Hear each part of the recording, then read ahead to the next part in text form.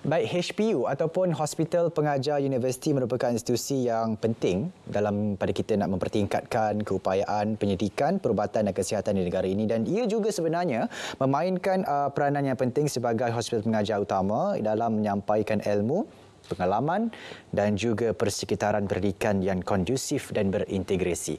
Dan persoalannya, macam mana dan bagaimana kerjasama strategik swasta dan awam boleh lahirkan graduan dan juga pakar perubatan yang berkualiti. Kita bersama dengan Profesor Dr. Amaluddin Ahmad, Pengarah Perubatan Hospital UCSI, Pakar Kanak-kanak Hospital UCSI, dan juga Dekan Fakulti Perubatan dan Sains Kesihatan UCSI University. Dan di sebelah hujung sana kita bersama dengan yang berbahagia Profesor Datuk Dr. Muhammad Syamsi Aris, Dekan Fakulti Perubatan dan Sains Kesihatan Universiti Sains Islam Malaysia USIM. Assalamualaikum keduanya. Waalaikumsalam. Alhamdulillah. Kalau kita ikutkan kerjasama strategik swasta dan awam lahirkan graduan dan pakar perubatan berkualiti, mungkin yang berbahagia Datuk boleh terangkan sikit berkenaan dengan pengalaman dan juga dalam mengendalikan bidang ini sebagai pakar dan juga tenaga pengajar. Datuk. Masih ya. Bismillahirrahmanirrahim. Assalamualaikum warahmatullahi wabarakatuh. Kalau ikut pengalaman ya, saya kalau di bidang akademik, saya bermula dengan UNIMAS sebenarnya pada tahun 1999 lagi. Right? Dan selepas saya lahir tu, Datuk. Oh, 1999. Ya, alhamdulillah. Tapi sebelum tu saya sebenarnya bermula dengan Kementerian Kesihatan Malaysia right? Pada tahun 1993. Baik. Dan kemudian selepas 12 tahun berada di UNIMAS, saya berpindah ke USIM pada tahun 2011. Dan sekarang saya diamanahkan untuk menjadi dekan di Fakulti Perubatan Sains Kesihatan USIM sepanjang 8 tahun yang ya, 8 tahun. So alhamdulillah.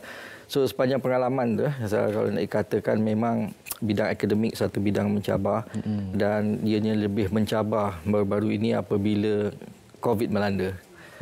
So kita perlu merubah paradigma dalam kita punya teaching, learning dan semuanya lah. Mungkin boleh dibincang lebih lanjut lagi selepas ini. Baik, insya-Allah kita akan kupasnya sebentar saja lagi. Tapi kita nak tanya juga kepada Prof Amaluddin, mungkin berdasarkan pengalaman Prof pula dalam sepanjang berkecimpung dalam bidang ini, mungkin apa kaedah terbaik yang boleh Prof kongsikan kepada kita yang boleh dilaksanakan oleh IPT awam dan juga swasta dalam menyediakan fasiliti yang berkualiti dari semua aspek untuk memastikan para pelajar bersedia untuk melangkah masuk ke dunia industri yang sememang diakui penuh dengan cabaran, apatah lagi di bidang perubatan. Prof. Okay. Terima kasih pengacara. Bismillahirrahmanirrahim. Assalamualaikum warahmatullahi wabarakatuh. Ya. Sebagaimana Prof Datuk Samsuri tadi, saya pun bermula daripada Kementerian Kesihatan sebagai seorang pegawai kakitan kerajaan sehingga tamat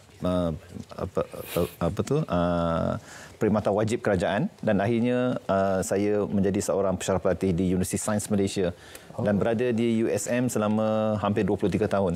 Dan saya melihat di sana sebenarnya salah satu faktor yang penting dari segi pendidikan pelajar-pelajar perubatan ialah dari segi aspek apprenticeship dan juga dari segi aspek mentorship yang diberikan oleh pakar-pakar yang berpengalaman. Dan kemudahan ini memang wujud di hospital pengajar seperti di Hospital Universiti Sains Malaysia di mana saya bertugas pada masa dulu. Tetapi cabarannya sekarang ialah contohnya apabila saya di Hospital UCSI contohnya, di mana Fakulti Perubatan tidak lagi sampai setakat ini mempunyai hospital pengajar sendiri, tetapi sebaliknya menggunakan sangkutan klinikal di hospital kerajaan yang berada di Negeri Sembilan seperti di Kuala Pilah, di Seremban dan juga Port Dickson. Di situlah cabarannya di mana kita perlu mewujudkan hospital pengajar sendiri in-house supaya kita boleh memberikan teaching dan learning experience yang lebih praktikal kepada pelajar-pelajar kita secara hands-on, dan juga mendapat pengalaman serta pendedahan daripada pakar-pakar yang merawat pesakit secara real, bukan simulation, bukan dengan cara maknanya di sangkutan klinikal dengan institusi lain. Jadi pada saya penting untuk sebuah fakulti perubatan itu untuk melahirkan graduan perubatan yang berketerampilan dan juga betul-betul kompeten, perlu mempunyai sebuah hospital pengajar sendiri. Oh, okey, baik. Jadi kita nak tanya juga kepada yang berbahagia Profesor Datuk. Mungkin saya cuba imbas kembali. Mungkin kelayakan dalam bidang perubatan bukanlah penentu kepada kualiti perkhidmatan sebenarnya, dan juga akan tetapi membabitkan pengukuhan ilmu dan juga kepakaran bagi mewujudkan satu industri perubatan yang berkualiti dan juga membolehkan universiti itu sendiri Datuk melahirkan graduan yang cemerlang dalam bidang ini. Jadi apa pandangan Datuk berkaitan dengan Betul saudara Basmullah. Dia bukannya semuanya bergantung kepada IQ semata-mata. Right? Kita sebenarnya kalau nak masuk ke bidang perubatan tak semestinya bergantung kepada IQ, walaupun ianya adalah salah satu syarat untuk kemasukan lah. Tapi yang penting juga adalah EQ dan juga yang lain-lain. So di kebanyakan fakulti perubatan di Malaysia ini kita juga menitik beratkan soft skill dan juga semangat jati diri di kalangan pelajar-pelajar. Kita masukkan juga elemen-elemen untuk mereka bersama-sama berkomunikasi dengan masyarakat sekeliling dan juga masyarakat di luar bandar juga. Itu salah satu memang kurikulum yang kita tekankan supaya apabila mereka keluar nanti mereka bukan sahaja menjadi seorang doktor, tapi patutnya mereka boleh menjadi seorang doktor yang boleh berkomunikasi dan juga ada semangat jati diri, dan juga dia patutnya dia ada resilience lah, kalau kita sekarang ni semua kata resilience untuk menghadapi saat-saat getir atau saat-saat yang kritikal semasa mereka bertugas nanti. Itu semuanya penting. So IQ itu penting juga, tapi tak semestinya menjadi syarat yang penting dia akan untuk jadi seorang doktor yang berjaya. Yang lain-lain soft skill, yang lain-lain juga perlu kita titik beratkan bersama sebenarnya. Okey, baik. Saya kira Prof, dalam tempoh pandemik 2 tahun ni kita dapat lihat doktor itu diangkat ke sepatu darjat yang lebih tinggi. Dan kita lihat daripada dulu sebenarnya orang bercita-cita nak jadi doktor. Termasuklah saya sendiri memang nak jadi doktor. Tapi akhirnya ke sinilah ceritanya.